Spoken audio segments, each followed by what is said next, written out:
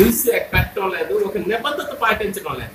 ఈ నిబద్ధత పాటించడం లేదనే సమస్యతోటి నేను వచ్చి వాళ్ళకి చాలాసార్లు రిమైండ్ చేయడం జరిగింది. 2010 నుంచి 16, ఈ 16 నుంచి 18 ఏం జరిగిందనేది నేనైతే చూడలేదు. 10 నుంచి 16 మొదటి నుంచి ఏంటంటే సంఘంకి ఒక ప్రతి ప్రెసిడెంట్ వెళ్ళిపోయేటప్పుడు అకౌంట్స్ సరిలేవనే మాటతోటే వెళ్తుందని. ప్రతి ప్రెసిడెంట్కి అకౌంట్స్ ఎందుకు సరి చేయటం లేదు, ఎందుకు చేయటం లేదు అనేది మాకు అర్థం కావటం లేదు. ఎందుకంటే అకౌంట్స్ అనేవి చాలా జాగ్రత్తగా ఉంచవలసిన అవసరం అయితే ఉన్నది. ఎందుకంటే ఇది 1000 కుటుంబాల సమస్య. అక్కడ ఒక అమ్మవారు ఉంది. అమ్మవారిని మనం జాగ్రత్తగా 4 దేవాలయాలు ఉన్నాయి, అమ్మవారు ఉంది. ఈ అమ్మవారిని మనం అక్కడ సంక్షేమాన్ని దృష్టిలో పెట్టి చెయ్యాలి. దురదృష్టం ఏంటంటే ఇవాళ సామాన్య కోమటోడు, పేద కోమటోడు ఎవరైతే ఉన్నారో ఆ పేదవాడిగా మిగిలిపోతున్నాడు. ధనవంతులకి మధ్యగా వ్యవహరించవలసిన సంఘం మధ్య మార్గంగా వాళ్ళకి పేదవాడి కష్టం, ధనవంతుడికి ఏదైనా సమస్యలు వచ్చినప్పుడు పేదవాడు సపోర్ట్ చేయడం, వీళ్ళందరినీ చేయడం విఫలం అయిందనే విషయం అందరికీ తెలిసిన విషయమే. నేను 2 సంవత్సరాల క్రితం స్టార్ట్ చేశానని నేను అకౌంట్స్ అడిగాను సమాచార హక్కు మీద. సమాచార హక్కుకి మాకు సంబంధం లేదన్నారు. మేము ఇండియాలో ఉన్నామో అదర్ కంట్రీలో ఉన్నాం. ఈ సంఘం అనేది ఈ సంఘం ఇండియాలో ఉంటే సమాచార హక్కు చట్టాలు వర్తిస్తాయి. ఈ సంఘానికి సంబంధం లేదంటారు. వాళ్ళకి అవసరం వచ్చినప్పుడు మాత్రం ప్రెస్ మీట్ అందరూ పిలిచి పెడతారు. మిగతా వాళ్ళు ప్రెస్ మీట్ పెట్టడానికి ఒప్పుకోరు. ఎందుకంటే సంఘంకి ప్రెస్ మీట్కి సంబంధం ఏంటని అడుగుతారు. ఇవాళ ఎవరైతే అక్కడ రాళ్ళు మోసారు, ఎవరైతే కష్టపడ్డారు, సంఘం నిర్మాణంలో ఎవరైతే పాలు పంచుకున్నారు, సంఘం నిర్మాణంలో ఎవరైతే జాగా ఇచ్చారు, సంఘం నిర్మాణంలో ఎవరైతే దాతలుగా వెళ్ళారు, వీళ్ళెవరికైనా స్థానం ఉందా అంటే చాలా బాధాకరమైన విషయం. వాళ్ళెవరికి స్థానం లేదు. ఇవాళ వాళ్ళకి స్థానం అనేది చెప్పుకోవడానికి ఏమి లేదు. అక్కడ లేకపోయినప్పుడు నేను పోరాటం స్టార్ట్ చేశాను. ఎందుకంటే ఇక్కడ స్థానికంగా మేము ఉన్నాము. కొంతమంది ఏం చేస్తున్నారు, కొత్త వచ్చిన వాళ్ళతో పెట్టుకుంటున్నారు, వాళ్ళకే సంఘం సభ్యులకి చేర్చుకుంటున్నారు, తీర్మానాలు చేసుకుంటున్నారు. మా సంఘంలోన ఒక్క అధ్యక్షుడికి ఎన్నుకుంటాం. ఒక్క అధ్యక్షుడికే అధ్యక్షుడు నచ్చిన వాళ్ళకి వేసుకుంటున్నారు. ఆ నచ్చినోడు ఏం చెప్తాడు, వాడికి నచ్చినట్టు చెప్తాడు. ఆ నచ్చిన తీర్మానాలు చేసుకొని ఇల్లులు అమ్మేస్తున్నారు, స్థలాలు అమ్మేస్తున్నారు. అది ఎలా సాధ్యం? దేనికి కూడా సర్వసభ్య సమావేశం లేదు. సర్వసభ్య సమావేశంలో నిజాలు చెప్పడం లేదు. ఈ 2010, 2011 అకౌంట్కి వచ్చేటప్పటికి మొన్న వాళ్ళంతా కలిసి ప్రెస్ మీట్ పెట్టారు. కొంతమంది పలాస మిత్రులు కూడా వచ్చారు. వచ్చినప్పుడు దురదృష్టం ఏంటంటే అన్ని మా దగ్గర ఉన్నాయన్నారు. నేను మొన్న చూశాను. చూసి 6,125 రూపాయలకి మాత్రమే పెర్మనెంట్ బిల్స్ ఉన్నాయి. ఫ్యాబ్రికేట్ చేస్తే చెప్పలేం. ఈ 2 రోజుల్లోన ఇటువంటి ప్రతిదీ రాసుకొని వచ్చాను. 6,000 ఆరోపణలు కాదు, నిజాలు కావచ్చు. అది రుజువు చేయగలరా? వాళ్ళ దగ్గర బిల్స్ ఉన్నాయి. ఇప్పుడు అలాగే వెళ్తాం అంటే అలాగే వెళ్తాం. నేను అకౌంట్ చూపెట్టేసి మీరు మీ సంఘానికి మీ సంఘ సమస్య మీకు ఏంటంటే మీరు రుజువు చేయగలరా? రుజువు చేయండి. మీకు కేకుండా ప్రూఫ్స్ అంటే నేను సమాచార హక్కు మీద అడిగాను. ఇవేళ వరకు ఇవ్వలేదు. ఇవేళ వరకు సమాచార హక్కు మీద 2 సంవత్సరాలు దాటవేసే ద్వారంలో చేస్తున్నారంటే అదే నిజం. మీకు సమాచార హక్కు మీద అడిగి 2 సంవత్సరాలు అయింది.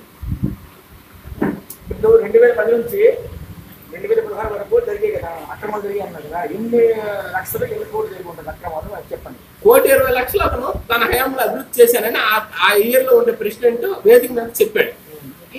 దాంతో ₹1,00,00,000 అన్నాడు. అతనే 77 లక్షలకి అకౌంట్ ఇచ్చాడు.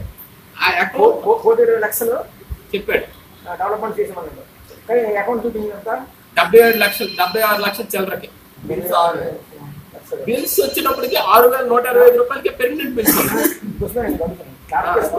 బిల్స్ డమ్మీ బిల్స్ 2,47,000 ఉన్నాయి చిల్లరకి. సుమారు అని రాయండి అన్ని 2,47,000. ఎక్కడ 75 లక్షలు 77 లక్షలు, ఎక్కడ 2 లక్షలు చిల్లర? 2 లక్షలు కాదు 10 లక్షలు ఉన్నాయండి. 10 లక్షలు అయినా సరే ధర్మ. ఇది మసిము అతన్ని ఒక క్లీన్ సీట్ ఇచ్చి ఇవాళ జరిగే పరిస్థితుల్ని ఒక తప్పుతో పట్టించేటట్టు పెద్దలు వ్యవహరిస్తున్నారనే ఒక అనుమానం ప్రజల్లో కలుగుతుంది, సంఘ సభ్యుల్లో కలుగుతుంది. కనుక నువ్వు ఈ మొత్తం మ్యాటర్ని ప్రజలకి వివరించి అని చెప్పారు. రేపే సర్వసభ్య సమావేశం పెడుతున్నారు వాళ్ళు. ఆ సర్వసభ్య సమావేశం అర్జెంట్ గా పెట్టడం వల్ల నేను చెప్పడానికి ఇంటికి వెళ్ళి తిరగడానికి నాకు అవడం లేదు కాబట్టి నేను పత్రిక మూలకంగా చెప్తున్నాను. జరుగుతుందని తెలియగలే, నాకైతే పదవుల కోసం నేను రాలేదండి. ఆస్కర్ నెంబర్స్ రెండు సంఘాలు ఒకటే చేస్తున్నా. 129 అలా కాదు, ఒక సంఘం అలా చేశాను, ఒకలే చేశాను. 92లోనే చేశాను. పాత కమిటీ చూడండి, 129/87 ఒకటి, 122/92, 87 ఒకటి, 87, 122/92 ఒకటి. నేను నెంబర్స్ తో ప్రూఫ్స్ లేక నేను ఏది చేయడం లేదు. నా పోరాటం అనేది జెన్యూన్. రిజిస్ట్రేషన్ పీరియడ్ వాళ్ళకి ఉన్నాయి చూడండి. ఆ సంఘం పేరు మీద కొన్ని జరుగుతున్నాయి కార్యకలాపాలు. అది కూడా మీకు నేను దృష్టిలో పెట్టడానికే నేను మీకు పిలిచాను. చూడండి, ఇది సంఘం పేరు మీద 129/87 కాళిక పరమేశ్వర సంక్షేమ సంఘం కాశీపోక. ఇవే జరుగుతుంది 127, 122/92. దాని తర్వాత అసలు 79/1/7/79 మా సంఘం స్థాపించామండి. వీళ్ళప్పటికీ తెలిపిన విషయం. ఈ ఎంతమంది ఉన్నారు? 1/7/1979 సంఘం స్థాపించాం. 79 20/10/1987 మీటింగ్ పెట్టుకొని ఫస్ట్ రిజిస్ట్రేషన్కి వెళ్ళాం. 20/10/1987 మీటింగ్ లో పెట్టుకొని ఇవాళ ఎంతో మంది దాతలు ముందుకు వచ్చి చేస్తున్నారు. నిబద్ధత లేకపోతే రేపొద్దు నీ దాతలంతా ఏటవుతాయి. ఇది ఒక బ్లండర్ ఆర్గ్యుమెంట్ అనమాట. దాతలు మాకు చెప్పొద్దు అంటున్నారండి. దాతలు ఎవరు చెప్పొద్దు అంటున్నారు? ఏ దాత చెప్పొద్దు అంటున్నారో నాకు డైరెక్ట్ చెప్పమని మీ అందరి ద్వారా కోరుతున్నానండి. దాతలు ఎవరు చెప్పొద్దు అన్నారు? దాతలు కూర్చోబెట్టలేదు చెప్పొద్దు అన్నాను. నేను ఎందుకు చెప్తానండి? ఎవడన్నా దాత పేరు రాయలేదని ఎరుకొని సత్యరావు గారి లాంటి వాళ్ళు చాలా తప్పలాంటి నాకే తెలుసు. నేను ఇవాళ నిన్న సంఘంలోకి వచ్చిన కానండి. సంఘంలో కార్యకలాపాలు నా దగ్గర స్టార్ట్ అయినవి. చూడండి, రాయండి. చెప్పింది 120 లక్షలతో డెవలప్మెంట్ చేసామని చెప్పారు. అందులో 77 లక్షలకే బిల్లులు అకౌంట్ చూపించారు. ఆ బిల్లుల్లో 6 లక్షలకే కరెక్ట్ గా 6 లక్షలకు 6,000కి 6,125 రూపాయలు ప్రాంప్ట్ బిల్స్. మిగతా అన్నిటి బిల్స్ లేవు. 77 లక్షలు బిల్స్ లేవు. 77 లక్షల బిల్లు లేవు. నేను ఒక నిమిషం చెప్తాను. యాక్చువల్ గా ఇవాళ మేస్త్రీలు వచ్చారండి. కన్స్ట్రక్షన్ ఇవాళ 10 మంది ఆడవాళ్ళు, 5 మగవాళ్ళు, లేకపోతే ఇవాళ 2 మగవాళ్ళు 2 ఆడవాళ్ళు అని ఒక డేట్ వైజ్ ఒకటి రాసుకోవాల్సిన అవసరం ఉందా లేదా చెప్పండి. ఇది నేను చాలా క్లియర్ గా చెప్తాను. అటువంటివి డైలీ షీట్స్ కూడా లేవు. ఈ డైలీ షీట్స్ లేవని ఇవాళ సంఘ సభ్యులందరికీ కూడా ఈ మధ్యన 3 రోజుల క్రితం కూడా నేను తెలియపరిచాను. దాని మీద ఒక అకౌంట్ సంఘంలోకి వెళ్ళినప్పటికీ ఒక అకౌంట్ వెళ్ళినప్పుడు సంఘంలోన మీకు అందరికీ తెలుసు. ఒక సంఘం తోలికి బిల్లు ఒక చెక్ ఒకటి ఇచ్చారు అనుకోండి, బ్యాంక్కి వెళ్తే 10 రూపాయలు చెక్ అయినా సరే ఖచ్చితంగా మనకి బ్యాంకులో 2 సంతకాలనే మస్ట్. ఈ 1 కోటి రూపాయల అకౌంట్కి ఒక సంతకంతో ఉంది. కార్యదర్శి కోశాధికారి సంతకాలు కూడా లేవు. ఈ విషయం నేను తెలిపాను. కార్యదర్శి కోశాధికారి సంతకాలు లేవు, మీరు దీని మీద చర్యలు తీసుకోండి అన్నాను. కనుక ఇది మాఫీ చేసి ఇదంతా మభ్య పెట్టి ఆపాలని ఒక ఆలోచన ఉంది. అంటే ఎంత ఘోరమైన పరిస్థితి అంటే సంఘంలో ఎంత ఘోరమైన పరిస్థితి కొనసాగుతుందంటే ఎన్నికల కట్ట 2 సంవత్సరాల క్రితం నేను నోటీస్ ఇచ్చానండి. ఒక చిన్న మాట ప్లీజ్ ఒక్కసారి. 2 సంవత్సరాల క్రితం నోటీస్ ఇచ్చాను నేను. ఏంటని అకౌంట్లు లేవని. ఈ 2 సంవత్సరాలు ఎప్పుడైనా అప్లై చెయ్యొచ్చు. దాని తర్వాత ఇప్పుడు ఉదాహరణకు ఒక మాట చెప్తాను. జగన్ గారు ఒక మాట చెప్పారు. జగన్ గారు పత్రిక ఇది మన చంద్రబాబు నాయుడు మీద ఆరోపణలు చేశారు. ఆ క్యాష్ బిల్స్ అన్ని తేలినంత వరకు, ఆరోపణలన్నీ నిజం తేలినంత వరకు చంద్రబాబు నాయుడు ఎలక్షన్ వద్దంటూ ప్రజాస్వామ్యం అవుతుందా? అది సాధ్యమా? మా సంఘంలో సాధ్యం అవుతుంది. ఎందుకంటే 2 సంవత్సరాలు అంటే 2 సంవత్సరాలు తెరమైపోయింది. 4 కోవిళ్ళు ఆలన పాలన లేదు. బాలభాగాలతో సైతం ఆగిపోయింది. అక్కడ ఆలన పాలన లేదు. లేనప్పుడు కూడా ఇంకా డమ్మీ కమిటీతో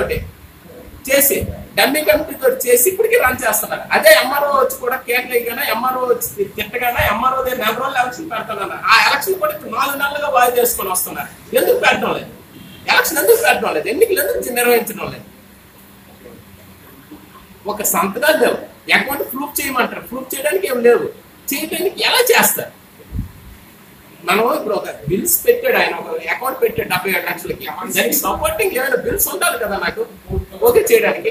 ఓకే చేయడానికి లేనప్పుడు ఎలా పడుతున్నాను? దీనికి నిజంగా కమిటీ వేశారు.